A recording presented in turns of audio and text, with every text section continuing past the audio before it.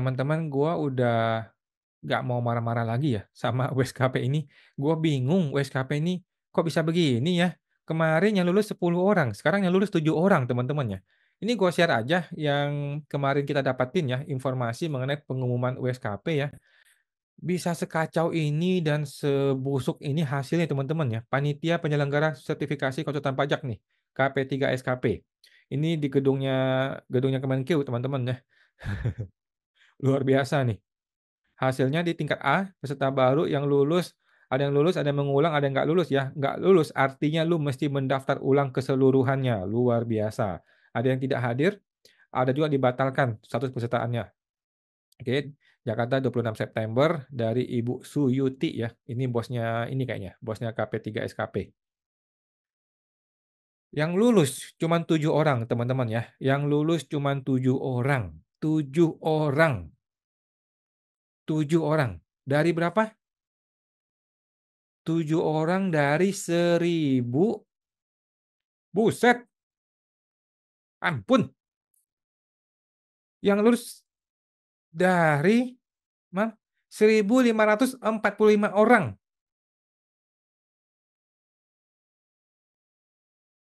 Pada bodoh lu semua teman-teman ya. Pada goblok nih orang-orang semua di Indonesia ini. Ini lu yang goblok, lu yang bodoh, atau panitianya yang bego, yang error ya. Kita nggak ngerti teman-teman ya. Kita nggak ngerti. Kenapa? Nggak transparan. Nggak transparan, nggak terbuka bagaimana penilaiannya bagaimana, hasilnya bagaimana, apa yang nggak lulus, apa yang salah, nggak transparan. Coba kalau transparan, kan kita bisa tahu.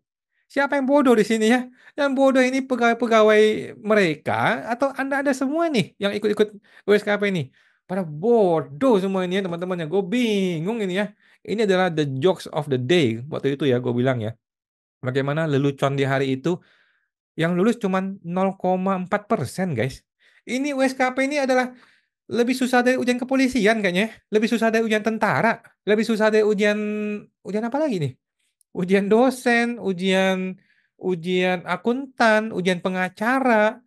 Nggak ada yang 0,5% gue rasa ya. Gue nggak tahu ya. Mudah-mudahan gue salah ya. Kalau salah tolong koreksi teman-teman ya. Ini adalah lelucon yang paling lucu nih. Bagaimana bisa yang lulus 0,4%? Kalau kita lihat yang hadir ya, yang hadir 1.298 orang kalau nggak salah ya. Yang lulus 7 orang, berarti 0,5%. Mampus, mampus. Gimana undang-undang konsultan pajak mau dibikin? Ya, yang lulus cuma 7 orang. 7 orang dari 1.500 orang. 0,5%. Ampun, pada bego nih orang-orang semuanya. Aduh, gue gak ngerti deh. Gue mau marah-marah lagi. Bingung gue. Bingung gue. Oke, jadi gini teman-teman ya. Ini saran gue buat penyelenggara ya. Mudah-mudahan mereka mendengarkan kalau masih punya telinga ya, masih punya otak untuk dengerin kita semua ya. Jadi buat Anda para penyelenggara USKP ya, langkah pertama masih dilakukan adalah pecat tuh semua yang namanya yang buat soal dan buat jawaban. Oke, pecat tuh semua orang-orang itu ya, yang bikin soal dan bikin jawaban dan mengkoreksi. Pecat semua, buang semuanya. Oke. Yang kedua adalah ganti semua orang itu dengan orang yang benar. Orang yang benar ya. Dia bikin soalnya benar, bikin jawabannya benar, mengkoreksinya benar. Oke. Lulus 7 orang itu tidak masuk akal, Bos. Nggak masuk akal, Bos.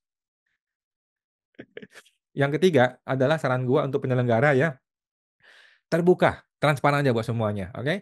Jadi orang ketika dia nggak lulus, tolong kasih dia bagaimana hasil jawaban dia, tolong kasih dia yang salahnya yang mana, terus kasih tahu dia yang benernya bagaimana, oke? Supaya apa? Supaya USKP berikutnya dia bisa tahu, oh gue salah di sini nih, gue nggak benar di sini nih, gue belajar lagi gitu loh.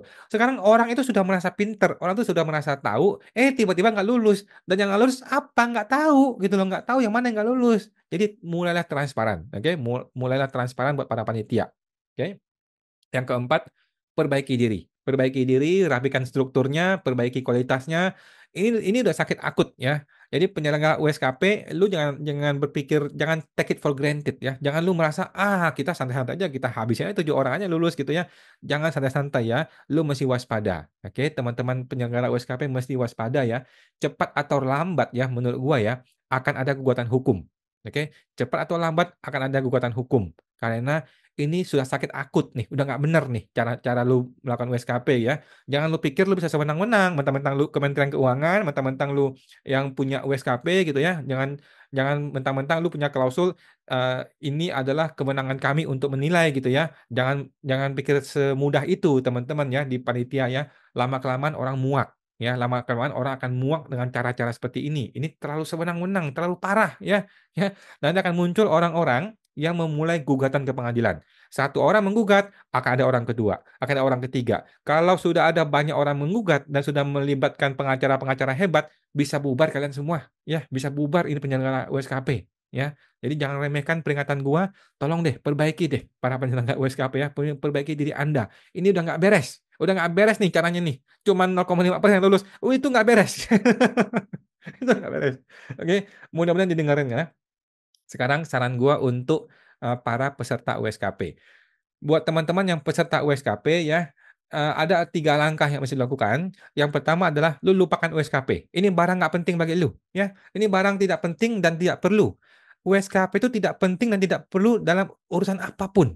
Coba lu kasih tahu gua, urusan apa yang lu perlu USKP? Yang lu mesti bayar berjuta-juta, yang lu mesti berjuang setengah mati, tahu-tahu nggak lulus, kemudian ngulang lagi, ngulang, ngulang. Untuk apa? Apa tujuan USKP ini? Nggak ada, teman-teman ya. Nggak ada. Tidak ada yang penting dan perlu bagi lu untuk lulus USKP. Itu pendapat gua. Oke. Yang kedua, teman-teman beralihlah pemikiran lu dari fokus USKP menjadi fokus IKH, oke, izin kuasa hukum di pengadilan pajak. IKH itu lu nggak usah bayar, gratis. Lu pasti dapat, nggak ada namanya ujian-ujian aneh-aneh. Yang ketiga, semuanya bisa online. Nggak perlu tuh daftar ujian, datang ke lokasi, nggak perlu, semuanya online. Ya, IKH, izin kuasa hukum di pengadilan pajak. Ini barang berguna, teman-teman ya, berbeda dengan USKP. Sertifikat USKP nggak ada guna bagi lu. Tetapi kalau lu punya IKH, ini berguna karena lu bisa bersidang di pengadilan pajak. Teman-teman ya, bersidang di pengadilan pajak. Jauh lebih penting daripada lulus USKP bagi gue, teman-teman ya. Yang ketiga, lu mesti kuliah hukum dari sekarang, teman-teman ya. Jadi siapapun lu yang mau berkecimpung di dunia pajak, kan kita akan bersentuhan dengan hukum. Maka lu perlu kuliah hukum. Dari sekarang teman-teman ambil S1 hukum di UT aja, di Universitas Terbuka ya, murah meriah. Gua juga di UT ya, murah meriah.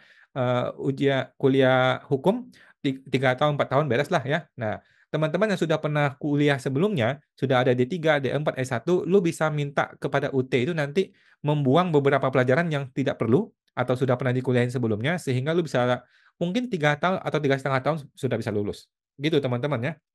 Jadi teman-teman yang USKP nggak usah nangis, nggak usah marah-marah ya. Yang pertama lupakan USKP, yang kedua fokus ke IKH izin kuasa hukum, yang ketiga mulailah kuliah hukum dari sekarang di UT murah meriah atau dimanapun yang lu mau ya. 3 tahun lagi lu sudah jadi seorang advokat. Kalau lu jadi seorang advokat, lu tidak perlu tuh USKP, lupakan itu semua USKP. Oke teman-teman ya, semoga terbantu. Sampai jumpa lagi.